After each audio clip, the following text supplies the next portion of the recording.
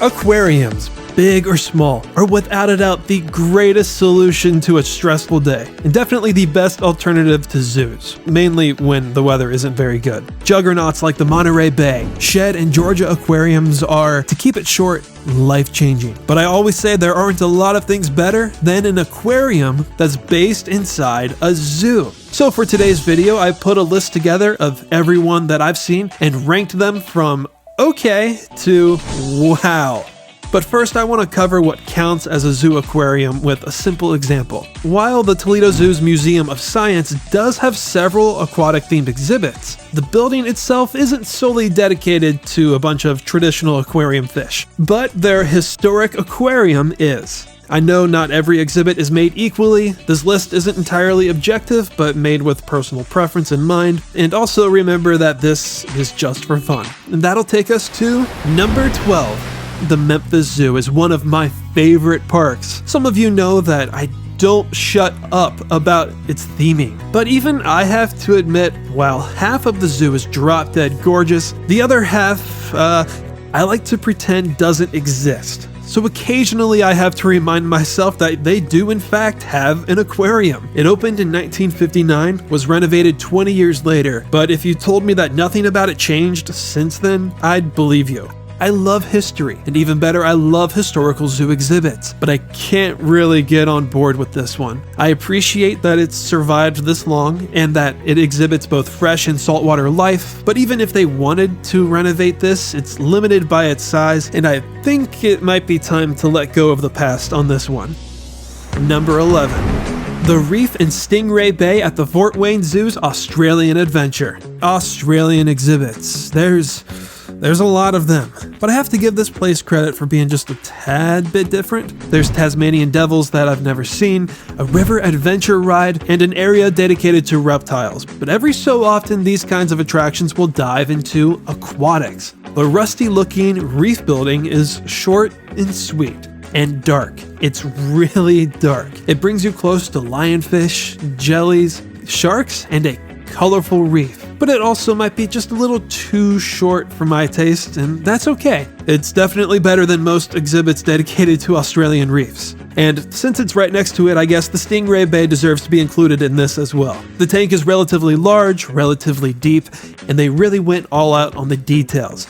It's what every Stingray touch tank should look like. But it did lose a couple points when I found out that this used to be a nocturnal house. But I guess I can't bring it down for its quality, and in the end, that's all that matters.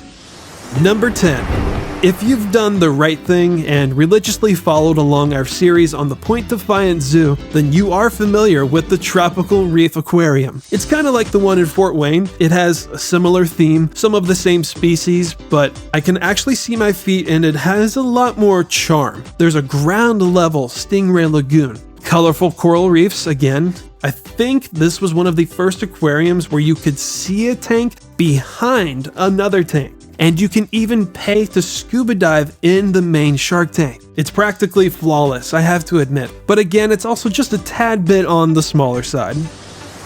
Number 9.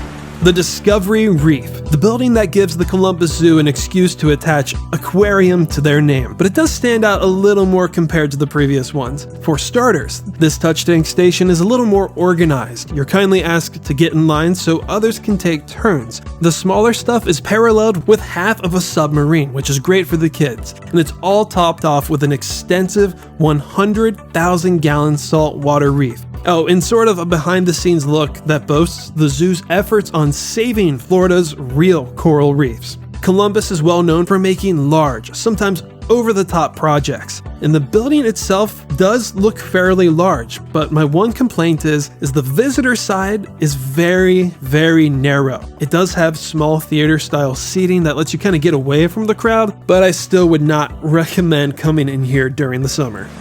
Number 8.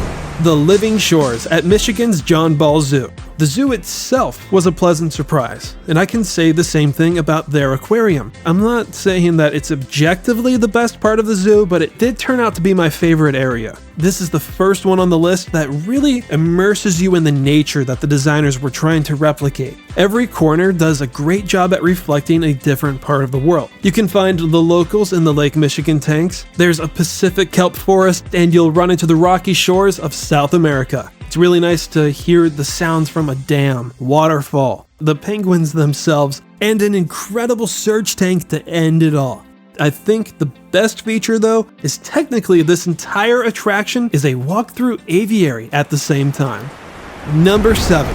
Again, going back to Point Defiance, they are the only zoo I can think of that has 2 separate major aquarium buildings. The one that's dedicated to the Pacific Seas opened in 2018. And not like it's a competition, but it is miles ahead of their tropical reef building. But it definitely does help when you're working with a completely new space. We also just walked through this in a recent episode and got up close and personal with wildlife from the depths of Japan, the piers of the Pacific, and the Gulf of California in jaw-dropping fashion. Although, heads up, I don't want to mislead anyone, the zoo no longer does house hammerheads. My only criticism isn't really a good criticism at all, but overall it just feels a little sterile than what I expected and had a lot of empty space. Now these I thought were a nice touch. Love the mural at the end, but for a new building, I would think that it would be furnished just a little better. But that's just the graphic designer in me talking, and you should take this critique with a drop of salt water. Number 6. The Discovery Bay at the Minnesota Zoo. The only big aquarium on this list where you can see nearly every square inch of the complex no matter where you stand. That's neither good or bad, it's just a cool observation since most aquariums don't have an open concept like this. You and your party can get hands-on in 2 touch tanks, one with sharks and bat rays, the other with anemones, sea stars, and crashing waves. And you can also learn about the importance of sustainable seafood.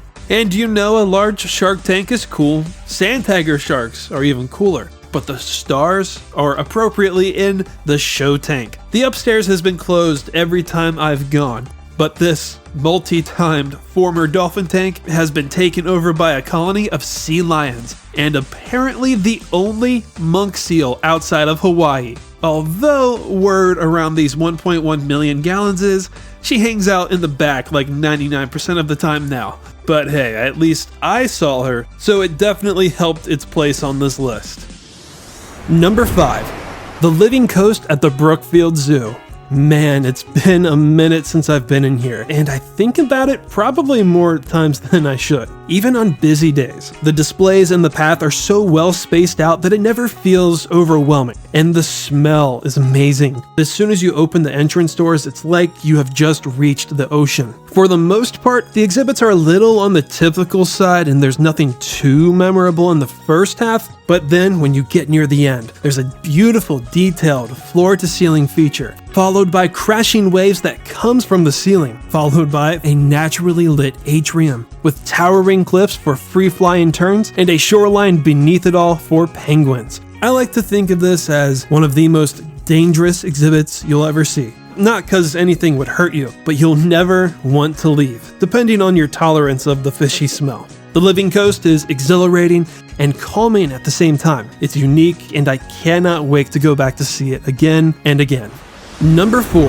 Before the Toledo Zoo revamped their Museum of Science to unmatched levels. At the time, I didn't think that the zoo could build anything better than their aquarium. It's not just any aquarium. This was built in 1939 and didn't receive a major upgrade until 2015. The thing I love about this is they kept it simple. It pays homage, or at least I think it does, to the old style of aquatic exhibitry and mixes it with modern designs. It has almost everything that you'd expect to find in a small aquarium. Nearly every single tank has a designated theme. Some of them are based on an area like the coral reef, the Amazon, kelp forest, Ohio waters, and the Great Lakes, while some are species-based like freshwater river giants, those that conduct electricity, and bioluminescence. My only kind of big complaint is that some of the spaces are a bit too small for some of the animals, but I've noticed that they've gotten a little better at fixing this issue over the years, so hopefully this will continue in the right direction. Oh, and Also, hopefully they can make their penguin exhibit a walkthrough feature again one day. Number 3. Oceans at the Indianapolis Zoo. Before this this brand new chimpanzee playground was assembled, Oceans was the perfect way to start your visit. The species list goes beyond what you would expect. Sea lions, one of the nation's few walruses, water-loving monkeys, and even though it's in a different building, I'm counting the dolphin pavilion. But that's not all. You'll find one of the world's largest touch tanks with sharks. The penguins can swim right beneath your feet. And it would be wrong of me not to give a shout out to the hemisphere's only dolphin dome that puts you in the middle of their home. Number 2.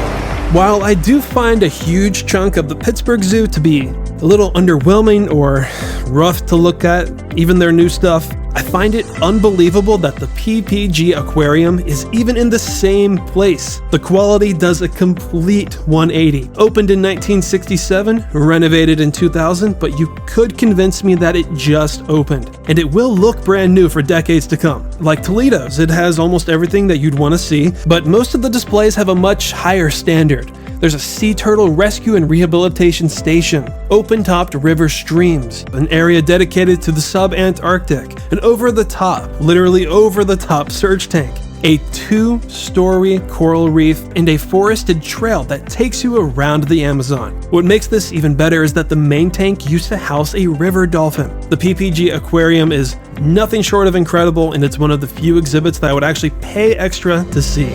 And number 1 goes to, with zero debate whatsoever, the Scott Aquarium at Omaha's Henry Doorly Zoo.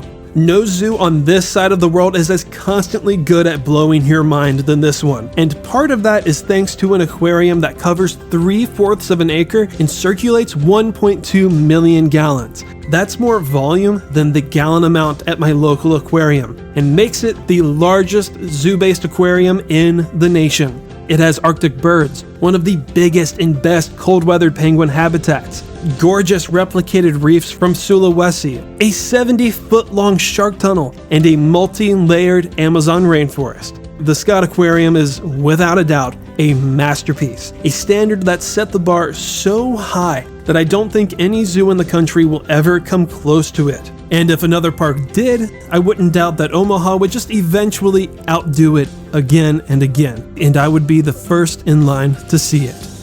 And that, ladies and gents, was my personal ranking of every aquarium in a zoo that I've ever seen. Let me know in the comments if you thought the list was fair, or even leave your own list for us to see. Or even better, give me some video ideas like this that you would like to see in the near future. So with that, as always, stay tuned for our next adventure, stay wild, and thank you all for watching Zoo Tours.